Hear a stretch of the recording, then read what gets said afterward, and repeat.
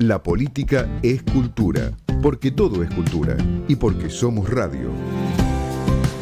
Radio Cultura. fmradiocultura.com.ar. Al derecho y al revés, un programa de radio que aborda diferentes temas con una perspectiva amplia y siempre fomentando el debate respetuoso de posturas diversas.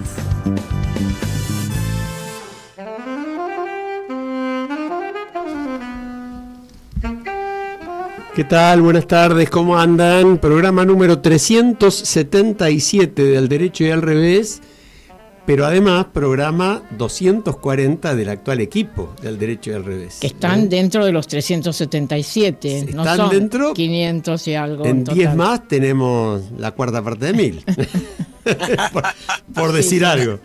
No, y además obviamente que sí, yo acercándonos a las fiestas, mando un abrazo a la memoria del querido Alfredo Popritkin, a quien vos mencionaste, Marta, el otro día. Sí. Lo perdimos este año, una gran pérdida para la sociedad civil argentina, una gran persona y un queridísimo amigo. Pero bueno, no nos pongamos tristes, vienen las fiestas, vamos a celebrarlo a Alfredo con su ejemplo. Sí, sí. Estaría Alfredo también sumamente asombrado con la realidad, Sí, ¿no? Sí, tal cual. Y enojado. Y enojado. Te diría. Estamos... A ver, ¿qué pasa? Ah, tiene razón Fede Politi. Y contento con Vélez, es verdad. Estaría muy contento porque era muy hincha de Vélez. Ah, sí, era hincha de Pero Vélez. fanático. Mirá, o sea que le hubiera alegrado el fútbol y entristecido el resto. la política. Tal cual. Bueno, gracias Fede Politi, nuestro productor, por hacer la acotación. Leo Justi está operando. Nos pueden llamar al 3987-4117 o 3987-4118 o mandarnos WhatsApp al 11 55 75 9133. Y nosotros somos Alejandro Drukarov, que es quien les estaba hablando, y yo, quien Marta habla Ollanarte. en este momento, Marta Ollanarte. A veces, algunos días creo que ya no soy más Marta Ollanarte. Mercedes Jones, estás ahí, ¿no? Como siempre. Claro que sí, escuchando acá atentamente cómo se autopresenta Marta y por qué en determinados momentos tiene problemas de identidad y no sabe si es ella. Por favor, explícanos. No, problemas de identidad no. Es una humorada, obviamente que tiene que ver con que somos cada vez más jóvenes. Alguna vez leí que Borges, el genio de Borges, iba caminando por una calle y alguien se paró creyendo reconocerlo y le dijo: "Usted es Borges, ¿no?" Y él le dijo: "A veces." Vos sabés muy que increíble, ¿no? En línea con nada, pero me vino bien decirlo ahora. Un querido amigo de todos nosotros, Ricardo Pachi Guibur, mandó un saludo de fin de año hace poquitos días y lo vamos a leer porque vale la pena. Dice: "A los tibios los vomita Dios, aman repetir los energúmenos como eco apocalíptico, pero la tibieza, más propicia a la vida que el fuego o el hielo, es fuente de amabilidad y tolerancia. La moderación, una actitud humanística que no impide a cada uno sostener sus ideas, aunque en los últimos tiempos está dominando el mundo un afán maniqueo que ve mortales enemigos por todas partes." Y cierra Pachi: "Que en 2025 seamos capaces de recuperar la moderación para debatir nuestras preferencias civilizadamente." Esto me lleva a un artículo de Guillermo Oliveto de este fin de semana titulado "Esperanza con templanza". Y allí en esa nota hace referencia a lo que nosotros también muchas veces comentamos en relación a los optimistas. Los optimistas, yo voy a usar una palabra, Fontana Rosa me lo permitiría. Los optimistas son boludos alegres, ¿no? Todo va a andar bien, qué sé yo. Y entonces no hacen nada. Los pesimistas dicen, no, son boludos tristes. No, esto es toda una porquería, yo no puedo hacer nada, no hago nada. En cambio, la persona esperanzada, y eso lo decimos nosotros y nos identificamos con ellas, son las personas que dicen, a ver, sí, hay cosas que están mal, muy mal, hay cosas que están bien, pero ¿cómo hacemos? Hay un camino a recorrer, siempre hay un camino a recorrer para hacer las cosas mejor. Y Guillermo Oliveto cita a Marc Augé, un antropólogo francés, que dice, desde la sabiduría de sus lúcidos 86 años, que la esperanza, tan ilusoria como suele revelarse, pide la huida hacia adelante. Pero no se trata tanto de lo que sucede, sino de lo que podría ocurrir. Es inasible, escurridiza, frágil. Por ello, indefectiblemente, no se identifica con la felicidad, pero intenta huir de la desgracia. Okay. Y habla de esperanza y templanza. Templanza, tener temple es tener equilibrio, esperanza es esperar, ¿no? Y yo creo que es bueno, y el saludo de Pachi está en esta línea, ¿no? Bueno, tengamos esperanza y tratemos de hacer las cosas mejor. Bueno, esperanza para pelear las cosas, diría yo. No sé, Mercedes, ¿qué decís vos? Sí, no, yo quería decir que Marc Augé es el que inventó el concepto de no lugar, falleció el año pasado y tiene reflexiones absolutamente actuales. Yo diría que desde el siglo pasado él está trabajando.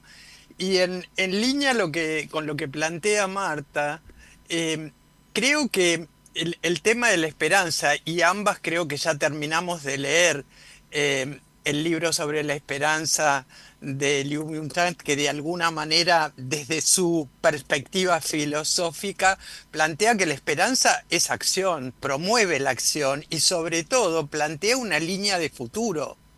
Es decir, te da la idea de que hay algo para hacer. Y es muy interesante porque la asocia también con la utopía, con poder imaginar cómo sería esto mejor.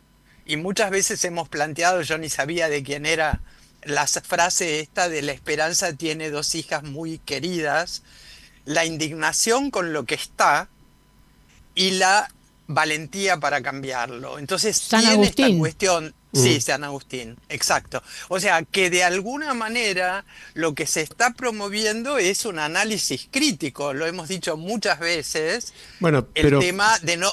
a mí me da vergüenza pertenecer a un país, ustedes saben que yo amo nuestro país, a un país que tiene tanta gente en la pobreza. Me genera como tristeza profunda, pero además me da vergüenza. ¿Cómo podemos estar en un país donde lo que está sucediendo es tan terrible?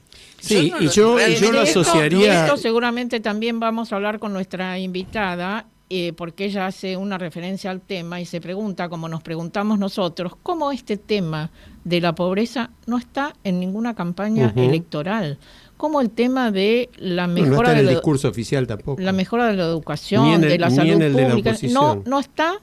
No está en ninguna campaña electoral. Esperemos que en el 2025 se tome conciencia, esté en la campaña, pero además esté no solo en el diagnóstico, sino en la implementación de programas que tiendan a terminar con esta vergüenza, como dice Mercedes, ¿no? Yo estoy totalmente de acuerdo. Ahora agregaría con respecto a lo que decía Mercedes y a lo que decías vos, que así como nuestro querido amigo Pachi reivindicaba la tibieza, y de alguna manera la reivindicó también el presidente de la calle Pau, que lo mencionamos la semana pasada, sí, ¿no? Sí. Cada vez me siento más cómodo siendo tibio.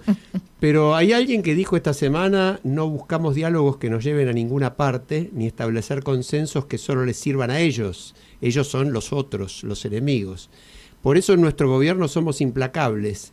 El que viene con agendas propias y no acata la línea del partido es expulsado, dijo el presidente de la Nación, ¿no?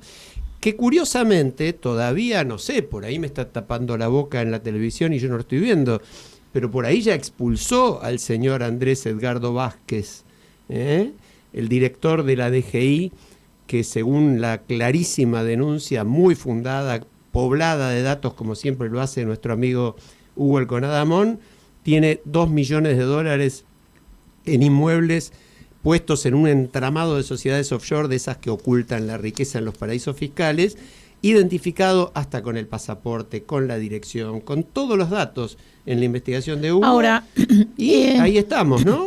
Y no se mosquean. No se mosquean. No se mosquean. Tal cual. Es increíble. Leer esta investigación de Hugo Alconada Mom, al igual que todas las que realiza, que son absolutamente fundamentadas, probadas.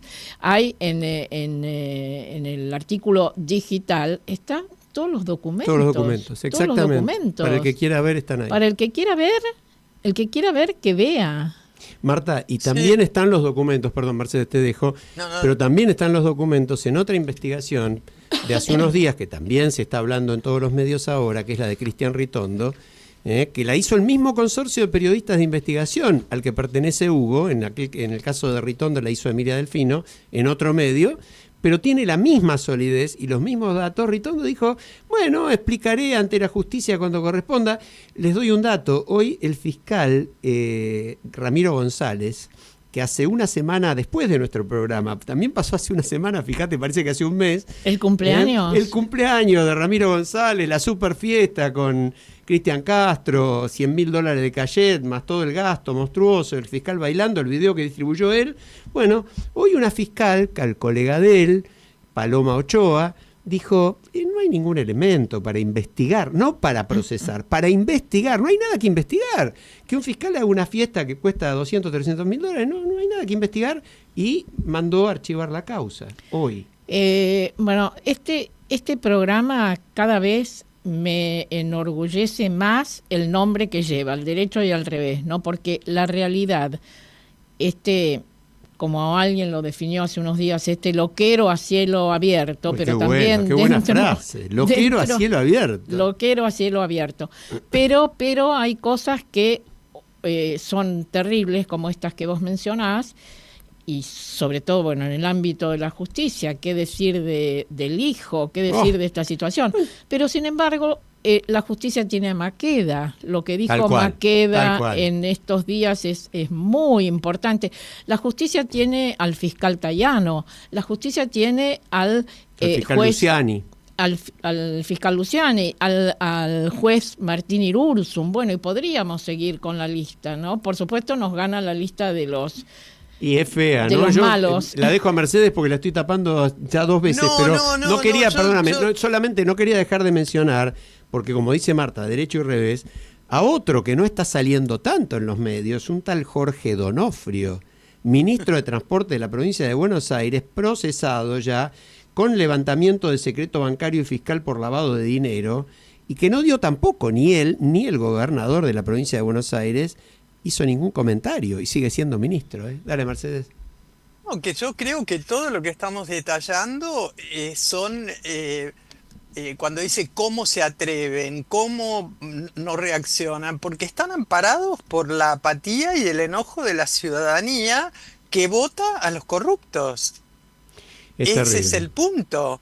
Es decir, ¿qué nos asombra? Que no reaccionen, si saben que igual los van a votar. No, pero ¿sabés qué me asombra a mí? Que pasen cosas como la de esta semana con el dramático tema digo dramático porque es dramático para las instituciones, el senador Cuader, donde en lugar de tomar medidas como corresponde en conjunto o hacerlas serias o inclusive considerar el derecho de defensa, que yo pienso que daba para otra discusión, pero en lugar de eso se están acusando a ver si había o no asumido Villarruel el cargo de presidenta porque el presidente se fue. El presidente llega a Italia y desde el exterior dice la sesión es nula ¿Qué tiene que decir un presidente sobre la sesión de una Cámara del Congreso? Sí, bueno, una interferencia de poderes insultos impactante, ¿no? intercambiados ahí, después vienen las bajadas.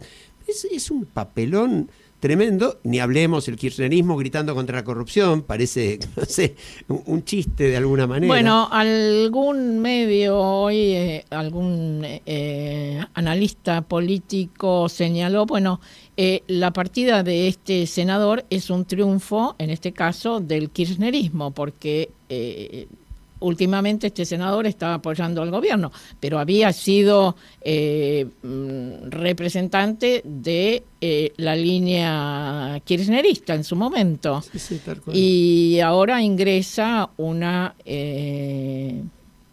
senadora mujer de la Cámpora. De la Cámpora, sí. Claro, pero se tiran con los muertos, ¿no? Una cosa así, Mercedes, dale. No, yo los desordeno y discúlpenme, pero como siempre recomendamos libros para la audiencia, bueno. Y acabamos de nombrar a Marc Augé para los que quieran buscarlo. Hay un texto que creo, Marta, que lo hemos comentado, pero no interesa. Tiempo sin edad. No, La sabiduría del gato, justamente, que le preguntan, ¿y la vejez? Y él dice, la vejez no existe. Todo ser humano que muere a la edad que sea, siempre muere joven. Y me parece maravilloso. Se hace todo un desarrollo de la gata que él tenía y el tema de la libertad y de la sensación de tener futuro y proyectos. Y justamente es bien interesante, ¿no? El tema de la edad, Marc Augé lo trata también en un texto corto que es Tiempo sin edad. Ay, qué buen título. Entonces, recomendamos Tiempo sin edad. ¿Y vos, Mercedes, qué recomendaste? Y bueno, de él mismo, que se llama La sabiduría del gato. Bueno, y si estamos... Y que tiene que ver con el mismo tema, con el tema del tiempo y del envejecimiento de esa gata, nada, vale la pena leerlo, ¿no? Buenísimo. Vale la pena. Yo digo, como nunca, hace bastante que no recomendamos, y ya recomendaron ustedes dos, me voy a meter yo también. Dale. Bueno, yo no voy a recomendar nada muy original, porque debe ser el libro, por lo menos para invitar a pensar, más vendido de los últimos meses, pero estoy leyendo con mucho placer, y leyendo como hay que leer este tipo de cosas, 10, 15 páginas por día, subrayando, porque no se puede, no porque se lea difícil, es muy fácil leer a Yuval Harari, uno de los grandes pensadores de este siglo, y estoy hablando de Nexus, su última obra, ¿no? Una obra que tiene una primera parte enfocada en la historia de la información y de la comunicación de la humanidad, donde se detienen numerosos episodios históricos referidos justamente a cómo se usaba la información. Plantea como tesis que la diferencia entre democracias y dictaduras radica en cómo gestionan la información. Interesantísimo. Y después, es decir, dice, las dictaduras se preocupan más por controlar los datos que por comprobar su verdadero valor. Las democracias, en cambio, generan redes de información más transparentes donde los ciudadanos pueden evaluar y eventualmente corregir los datos, es decir, derecho y revés. Claro. La democracia y lo opuesto a la dictadura. Y después viene el núcleo central referido a inteligencia artificial, tema que le prometemos a la audiencia que vamos a desarrollar mucho el año que viene, porque realmente los riesgos son muy grandes. Y ahí hago una sola acotación. Harari dice, no me detengo mucho en sus potenciales beneficios, que son importantes, porque los empresarios que lideran la revolución de la inteligencia artificial ya bombardean al público con suficientes predicciones sobre eso. Pero en cambio se detiene sobre los riesgos que incluyen la polarización catastrófica del discurso, dice, cuando los algoritmos de las redes sociales, nos alimentan con material extremo y odioso. Ya que estamos con libros, yo quiero mencionar que la semana pasada, el jueves pasado, concretamente, estuve en la presentación de un libro de alguien que hemos tenido en el programa, que vos conocés muy bien, Daniel Santoro. El libro se llama Anatomía de un crimen, y es una investigación que él ha realizado sobre el asesinato de Nisman. La verdad, todo lo que escuchamos allí, muy interesante, y he leído estos días que está entre los libros más vendidos en esta en esta semana, ¿no? Y entiendo que tiene mucha data nueva, ¿no? El libro de Daniel. Sí, porque tenía un libro anterior sobre el tema. Claro, pero este es mucho más intenso. Sí, eso es lo que justamente se manifestó allí. Yo no lo he leído todavía, pero fue muy interesante la presentación. Y vamos a invitarlo también para hablar justamente de su libro, ¿no? Sí. Bueno, pasando a otros temas también vinculados con la política, se rechazó ficha limpia en Cava por segunda o tercera vez. ¿Te acordás que años atrás habíamos ido inclusive especialmente a acompañarlo a Gastón Marra para esto? A Gastón, tal cual. Bueno, otra vez creo que por 1 o 2 votos se volvió a perder, hacía falta una mayoría especial porque es una norma electoral. Otra vez se frustró. Y bueno, Cava sigue muy, muy retrasada en este tema, como dijimos, ¿no? Sí, 6 provincias ya la aprobaron. La semana pasada hay varias provincias que ya la tienen aprobada. Tal cual. Mérito de, entre otros, pero fundamentalmente Gastón Marra, Fanny Mandelbaum, la diputada Silvia Los Penato también, que han trabajado intensamente este tema, ¿no? Bueno, ojalá se siga extendiendo la idea de la necesidad de tener una ley de ficha limpia, aunque muchos dicen, bueno, pero en ese caso nos quedaríamos sin candidatos. No, yo creo que claramente eso porque está bueno eso, como chiste. No, es y ni siquiera bueno como chiste, no, pero digo, vos lo decís y el comentario vale, pero es bueno que la audiencia recuerde que para que se aplique ficha limpia hacen falta 2 condenas. Sí. Y en este país 2 condenas por corrupción en juicios que duran 15, 14, 15 años promedio. Es difícil obtenerla, es bastante ¿no? difícil, así que es un límite moral que tendríamos que por fin poner. Lamentablemente no va a haber extraordinarias, otro tema, ya todo indica. Al no haber extraordinarias, tampoco va a haber ficha limpia en extraordinarias, tampoco va a haber presupuesto en extraordinarias. Exactamente, bueno, este es uno de los temas importantes que tenemos que mencionar. ¿Qué pasa? No tenemos presupuesto aprobado para el 2025, es decir, se va a repetir el presupuesto de este año. Ya contamos en alguna oportunidad lo que significó, por ejemplo, en Estados Unidos hace muchos años que no pudieran aprobar el presupuesto, año 94, 95. Sí, creo que le volvió a pasar, no sé si a Obama, pero pasó un par de veces. Pero separa el Estado. Separa el gobierno. El gobierno, no el Estado. Tal cual. Sí. Tal cual. Acá no. Acá al revés. Acá... Vamos, fiesta. Les pregunto, ¿leyeron el libro de Harari? ¿Cuál de ellos? ¿Nexus? El Nexus. Sí, yo acabo de decir que lo estoy leyendo. Sí. Ah, no, pensé que lo habías terminado, porque ahí justamente una de las cosas que creo que tendríamos que retomar cuando lo hayamos leído todo, porque él justamente explica que la forma más fácil de mantener a la gente en las plataformas, ¿no? Twitter, YouTube, TikTok, lo que se viera, Instagram, es pulsar el botón del odio, dice, y es realmente así, los haters ya como función de las redes sociales. Es impactante. Sí. Alguien dijo estos días, no sé quién, y me pareció muy interesante, somos rehenes del celular, somos rehenes de estas nuevas tecnologías. Absolutamente. Y yo casi agregaría esto, somos rehenes de la inteligencia artificial. Estamos empezando a hacerlo y es muy, muy, muy delicado el asunto. En el medio de esto había otro dato, yo lo quiero transmitir porque hoy lo escuché de una investigadora del CONICET en la radio cuando venía para acá. 1 de cada 3 jubilados es pobre. Dato nuevo en la Argentina, esto no era así. Qué interesante. Tiempo atrás. 500.000 de jubilados se convirtieron en pobres este año. Causa principal, la reducción de los saberes y el incremento de los servicios que en la canasta de un jubilado pesan de una manera muy fuerte, más la restricción de acceso a los medicamentos, ¿no? Entonces, son los 1 de cada 3 jubilados es pobre. Sí. Y bueno, ni hablar del tema niños, ¿no? Tal cual. Pero vos sabés que los jubilados era como que estaban un poquito más protegidos, porque en general muchos de ellos tenían la vivienda, no alquilan, ese tipo de cosas que se van perdiendo, ¿no? Y, sí. Sí, dale, Mercedes, porque te interrumpí. No, me parece que es importante el poder generar una reflexión sobre estas realidades y lo que desde el programa se plantea, cuáles son las alternativas y los roles de la ciudadanía en cada una de estas instancias. Tal cual. Por eso quizás nuestra invitada de hoy va a tener algunas cuestiones para decir, porque ella es muy promotora de la participación de la ciudadanía. Bueno, vos no la estabas viendo, pero acaba de sentarse. Con lo que vayas a decir, mirá, que no acaba de estaba llegar. mirando. Acaba de llegar. Sí, Qué la tenemos bueno. a María Eugenia Estensoro con nosotros.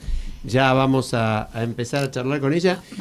Yo había un comentario que quería hacer también, y es que se sigue hablando cada vez con más intensidad de la posible designación por decreto de jueces de la Corte, ¿no? Lo cual sería una cuestión sumamente complicada, agravaría todavía más los conflictos institucionales que hoy tenemos, y nadie sabe hasta dónde van a llegar, porque una de las barbaridades que escuché en estos días, proviniendo de, aparentemente, según los medios que lo publicaron, del gobierno, es que el presidente estaba dispuesto a tomarle el juramento a los jueces de la Corte.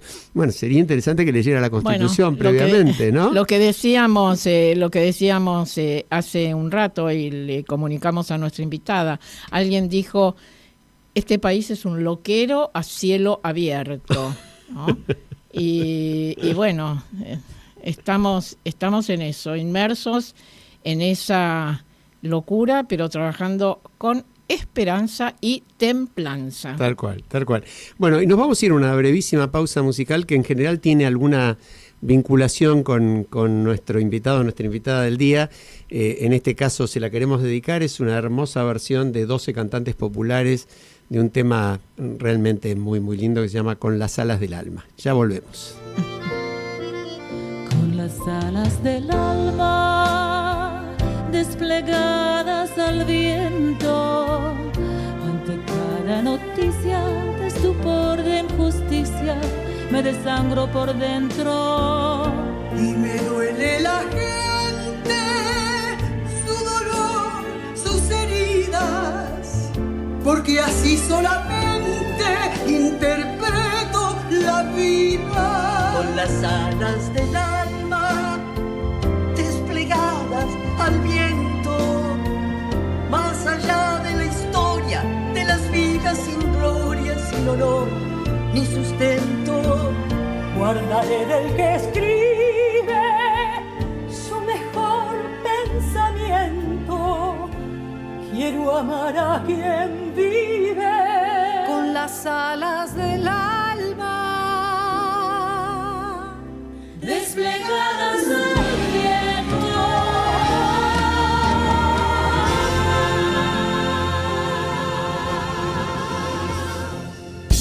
Debates respetuosos y espacio para las diferencias. Una invitación a pensar con libertad y escuchando opiniones diversas. Al derecho y al revés. Tu programa de radio. Estamos de vuelta. Decíamos que nuestra invitada anda con las alas del alma ahí desplegadas al viento, así que la recibimos con mucho afecto. María Eugenia Estensoro, periodista política, emprendedora social, fue senadora nacional, fue legisladora de Cava, fue candidata a jefa de gobierno en la ciudad, autora de Argentina Innovadora y Laboratorio Uruguay junto con Silvia Neistat. Hemos ya charlado en el programa con ella, cofundadora de la Fundación Compañía Social Equidad, creada para reducir la brecha digital, tema muy actual también. Cofundó y dirigió Endeavor, integra el directorio de Poder Ciudadano desde 2019, integró el de Transparencia Internacional, miembro del Club Político. Bueno, podríamos seguir un largo rato. ¿Cómo te va, María Eugenia? ¿Qué tal? ¿Cómo están, Alejandro? ¿Cómo estás, Marta? Y bueno, muchas cosas en común, como veo, y también Mercedes. La verdad que una alegría estar con ustedes y gracias por esa canción de Ladia Blas, que es tan linda, que la he escuchado muchísimo. Y que creo que en momentos como ahora, que uno tiene una esperanza con desesperanza o con no se sabe qué, o desasosiego, un poco de desasosiego, no tenemos que perder esas alas que nos permitan elevarnos un poco por encima de las cosas que están pasando hoy en la Argentina y en el mundo también, y echar luz con buenos debates como ustedes hacen. Sí, también, sabés, pero lo recordamos también en este momento, es parte de nuestro equipo, Carlos March, también. A quien también conoces mucho, y bueno, acá estamos tratando de trabajar con ánimo para que las cosas mejoren, para recorrer un camino de esperanza con templanza, es decir, con equilibrio y con entusiasmo, ¿no? Vos sabés que yo quería citar una breve parte de una nota de María Eugenia de hace unos días.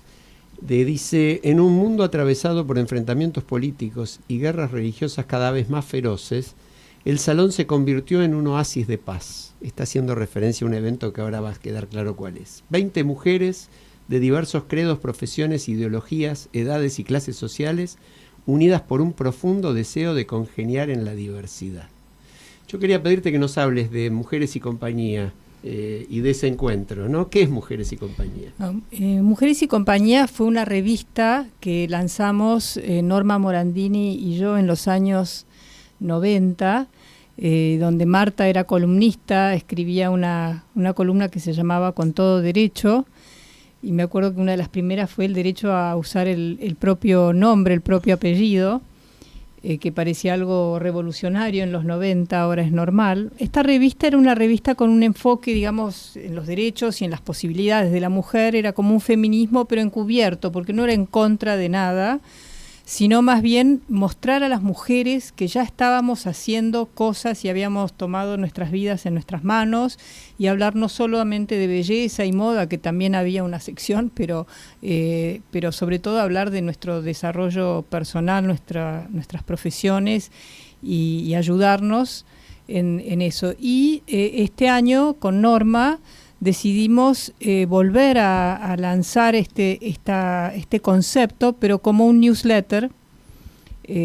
Hoy el feminismo ya no es un nicho como era en ese momento, sino que es un movimiento transversal de generaciones. Hay 3-4 generaciones que se juntan en este tema, también es de izquierda y de derecha. Uh-huh. Y lo que sí vemos es una cierta radicalización del movimiento feminista en algunos lugares, o que muchos partidos, la izquierda lo ha utilizado como un arma casi de partidaria, y eso es una pena, porque los derechos de las mujeres es algo universal que nos pertenece a todas y no pertenece a ningún partido político. Entonces esa idea de apropiarse, como vimos con el caso lamentable de Alberto Fernández, que se hacía el gran feminista, y después descubrimos que había detrás de todo eso.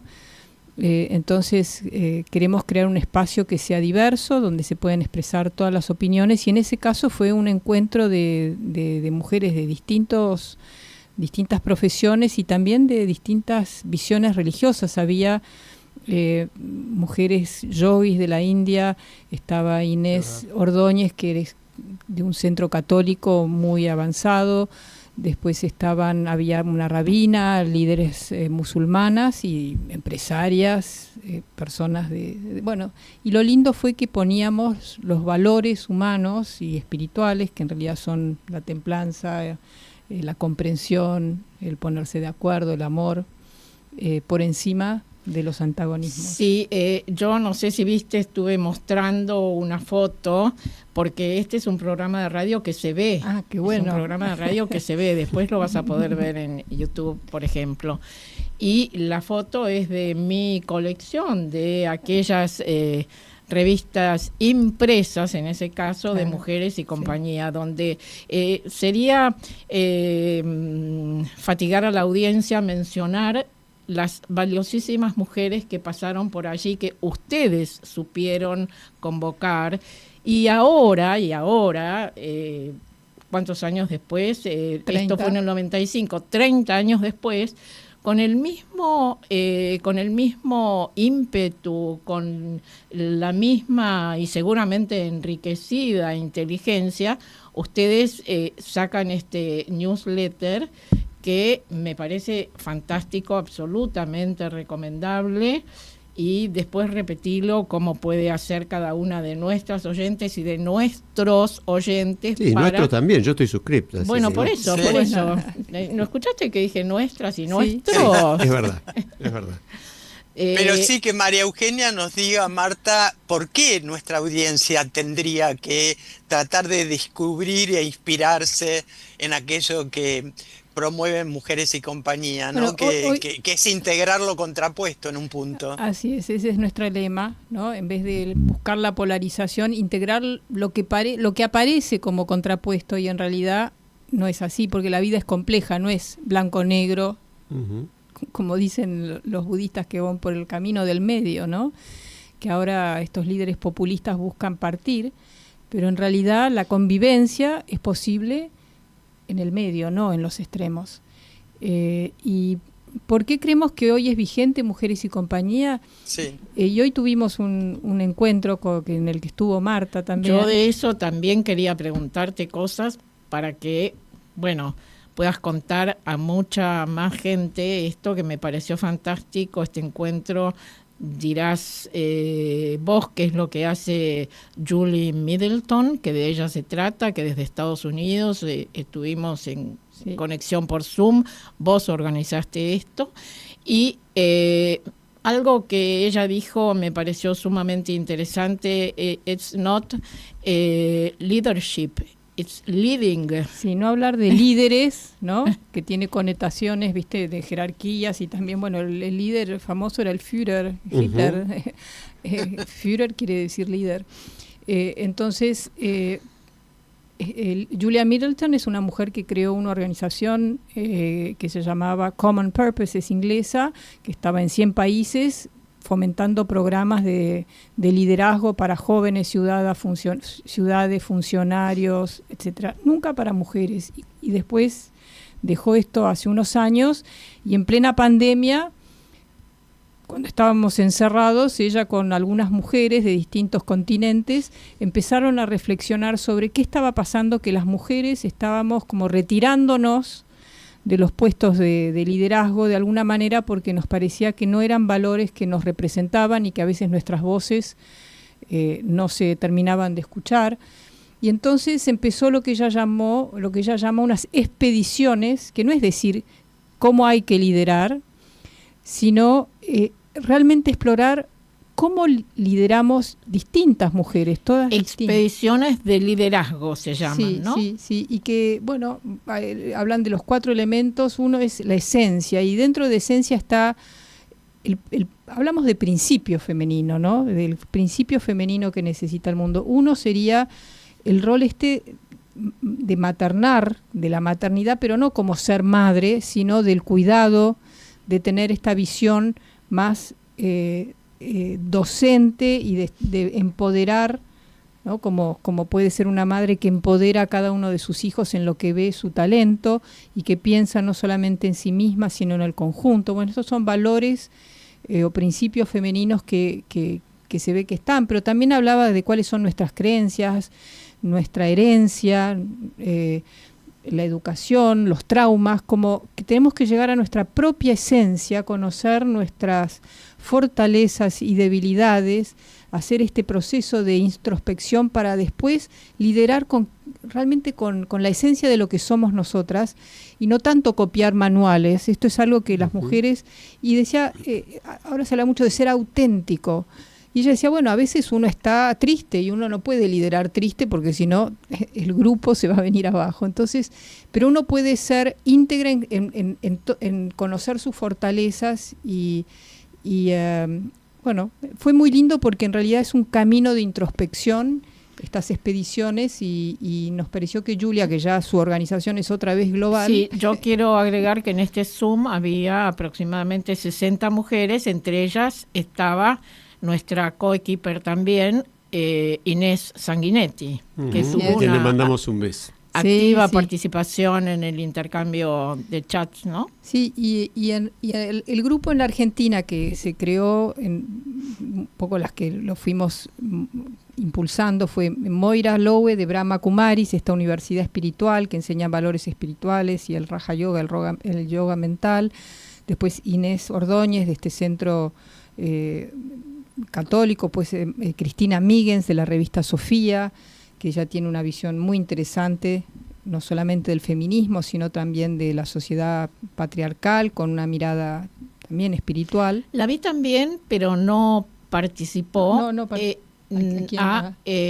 Gabriela Michetti. Gabriela Michetti también se ha unido al grupo, y las llamamos mujeres sabias, porque en el centro de esta manera de liderar, que es como un verbo, no tanto un cargo, ¿no? un rol, sino es un verbo de algo que hacemos, está el tema de poner los valores humanos, que pueden ser los valores espirituales también, y una cierta mirada trascendente de la vida, no de ganar o perder, sino de realmente buscar lo mejor para todos.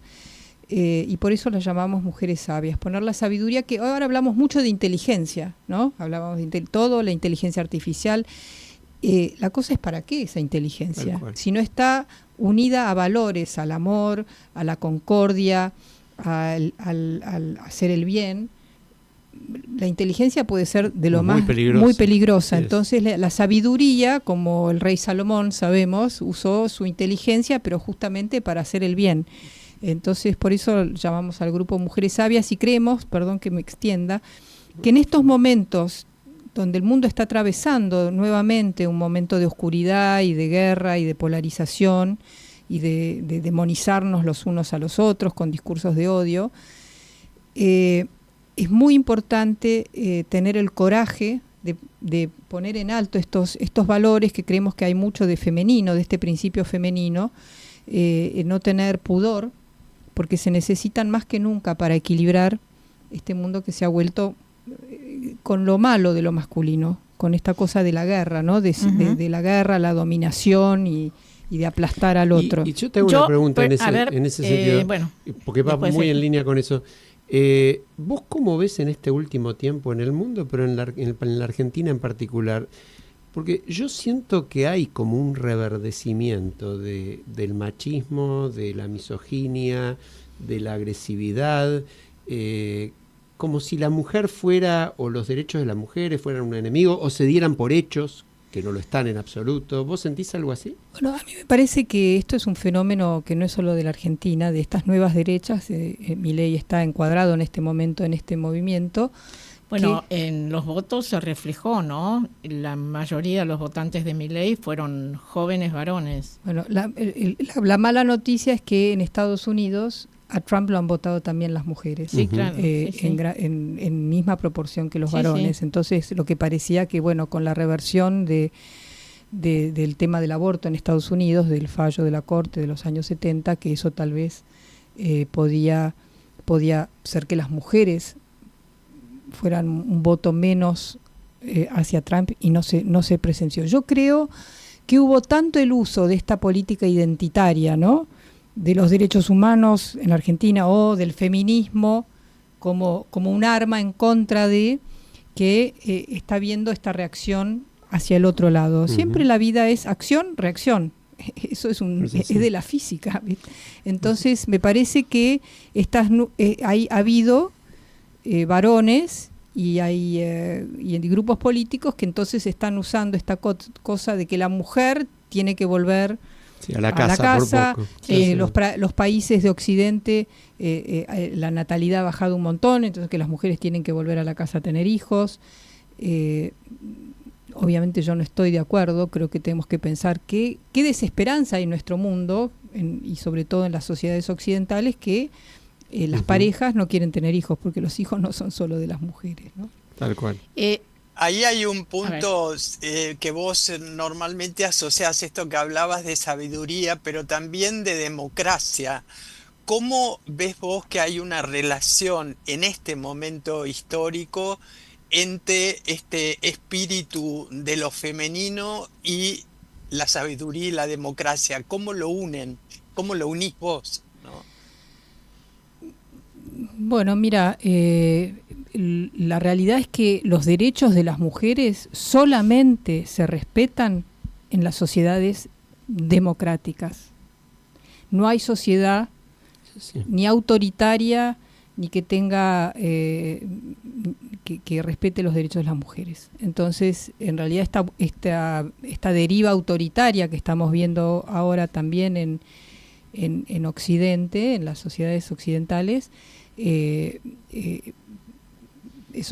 una amenaza, porque en China habrá mucho progreso económico, pero no tienen los mismos derechos. En los países musulmanes, lamentablemente, tampoco las mujeres tienen ningún derecho. En África las mujeres tienen pocos derechos. Es en los países realmente que tienen una democracia liberal, de cuño liberal, estoy hablando en términos políticos, que es respetar, y que ha ido evolucionando con los siglos, ¿no? Pero esto de respetar los derechos de todos los ciudadanos y las ciudadanas, bueno, eso se da solamente en democracia.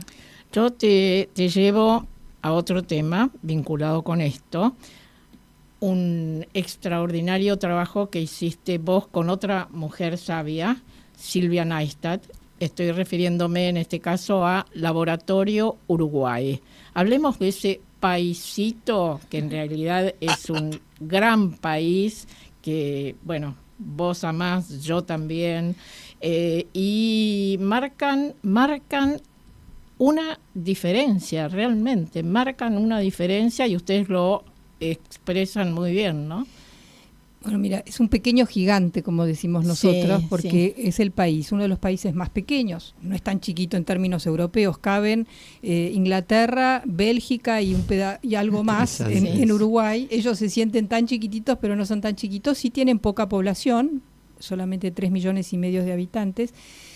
Pero a pesar de eso, y tienen pocos recursos naturales, y sin embargo tienen el ingreso per cápita más alto de Latinoamérica, casi el doble de Brasil y México, y bastante más que Argentina, y tienen baja tasa de pobreza, tienen un 10% de la población, menos del 10%. Porque el índice de Gini, es decir, lo que marca la inequidad, es cercano al de Francia, o sea que es una sociedad, no hay grandes es una sociedad como era la Argentina pobres. Hasta los años 60, ¿no? Antes de que empezara nuestra gran debacle económica, una sociedad de clase media, aunque tienen un 20% de pobreza en la infancia, lo cual es un llamado de atención. Y también tienen problemas en la educación pública, que es de buena calidad, pero igual el 50% de los jóvenes abandona el secundario, así que ahí tienen un problema. Pero ¿qué tienen de lo tan valioso, Marta, que gracias por traerlo y tiene que ver con la democracia? Es que es uno de los 15 países con la mejor calidad democrática del mundo, con los países... Y el más bajo nivel de corrupción, ¿no? Y uno de los más bajos también. Siempre aparece con los países escandinavos, Canadá y alguno más, porque tiene una sociedad... Lo que tienen los uruguayos es que... primero que ellos, su día patrio no es el día de la independencia, es el día de la Constitución.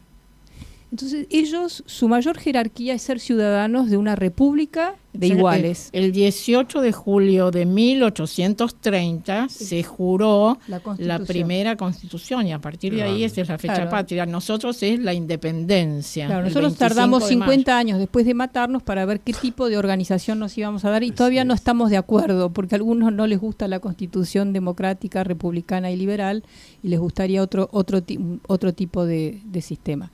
Entonces esta idea de esta cosa de ciudadanía, ellos no hablan de pueblo y hasta los cientistas políticos de izquierda te dicen el pueblo es como una abstracción que además tiene que ver más con el territorio o con no sé, pero el pueblo no es homogéneo, nadie puede hablar en nombre de todo un pueblo porque las sociedades son diversas, entonces tienen todas estas categorías y después hay una sanción social muy grande a la corrupción.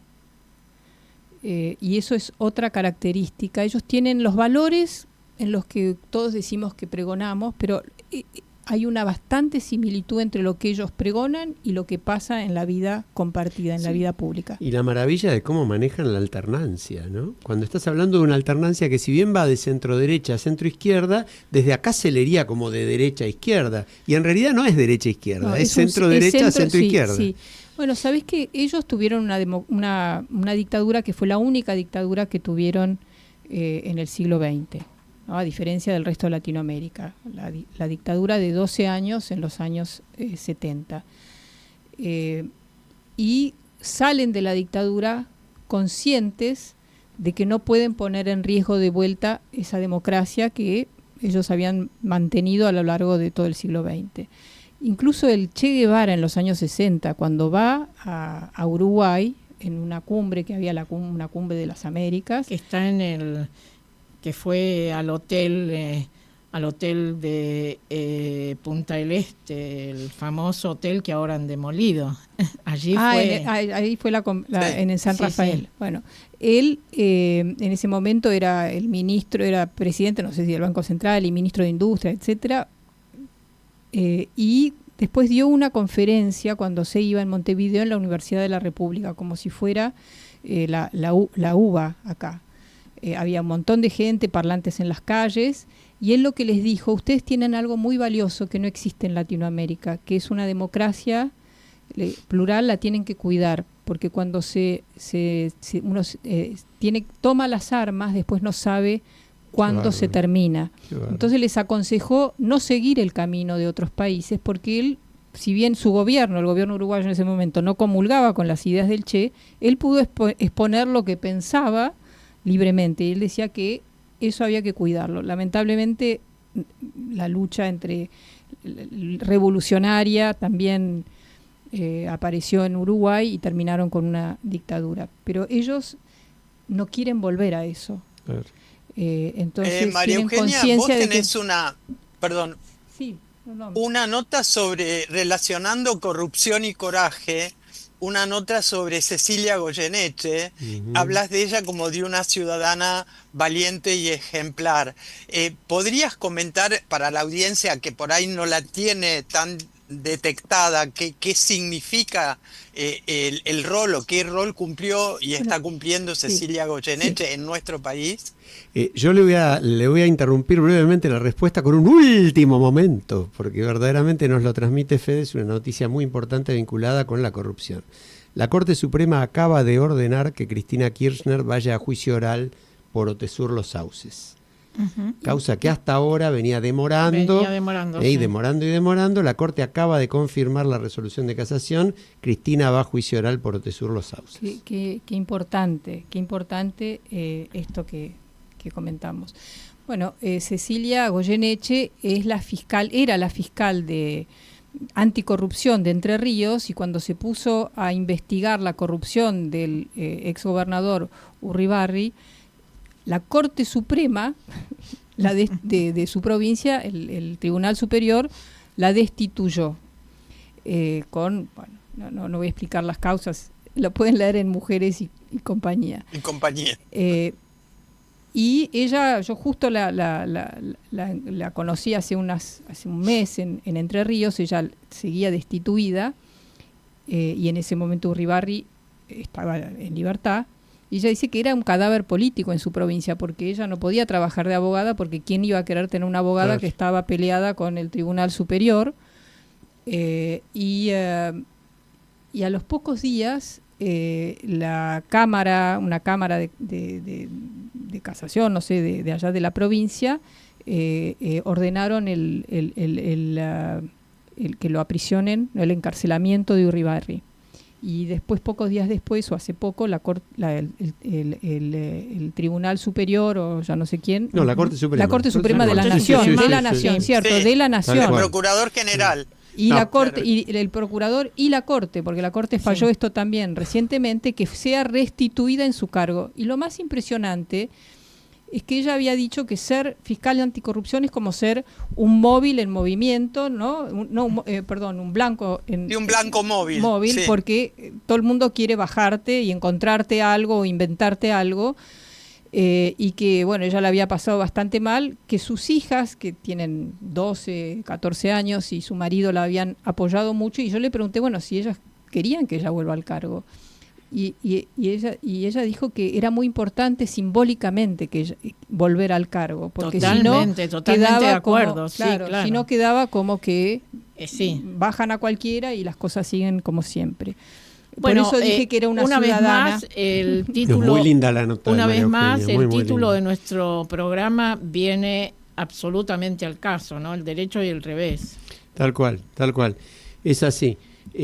Yo creo que verdaderamente lo de la fiscal Goyeneche son esos héroes cívicos, Marta, como decís vos, ¿no? La gente que va y hace lo que tiene que hacer, porque hoy hay una nota, también una entrevista al fiscal Luciani, Otro que cuenta héroe, el nivel de persecución, de agravio, de insultos a la familia, que vivió mientras hacía su tarea como fiscal en el juicio contra Cristina Kirchner. Y, bueno, yo estuve investigando y sale una nota en el diario La Nación a fin de año sobre el legado de Alfonsín,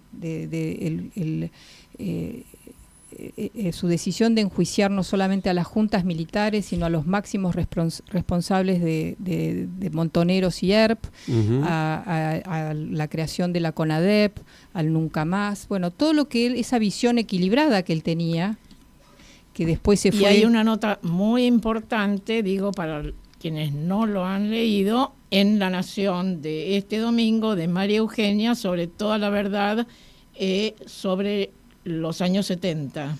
Ah, no, esa va a salir, o ya salió, ¿no? No, ya salió. No, si yo no sé dónde la leí. Yo después te la mando. No, esa es una que salió sobre el caso del secuestro de los Born. Pero yo estoy con esto porque yo creo que se trata de... Me voy a apurar. Sí, estamos sin tiempo ahí. El peronismo y la izquierda habla últimamente de que Milei va a destruir el pacto democrático del 83 o del Nunca Más, que en realidad nunca existió porque el peronismo estuvo en contra del juicio a los militares, los grupos de derechos humanos no querían, la CONADEP tampoco, que se enjuiciaran a los máximos responsables de los grupos terroristas. Entonces fue Alfonsín y sus ministros y los que lo acompañaron también sufrieron esas amenazas, y los jueces de la Cámara que juzgaron a los militares, todos vivieron bajo amenaza. La peor pesadilla de Alfonsín era que un día despertarse y que estuvieran los militares en su cuarto. Vamos a volver sobre el tema. María Eugenia Estensoro, te agradecemos muchísimo tu participación. Mujeres y la YCO.com, ¿verdad? Ahí entrar ahí y pueden leer todos los artículos y pueden además adherirse para recibir el newsletter. Muchas gracias, Ale, por ser un lector. Veo que son unos lectores y lectoras de Mujeres y Compañía. Muchísimas gracias.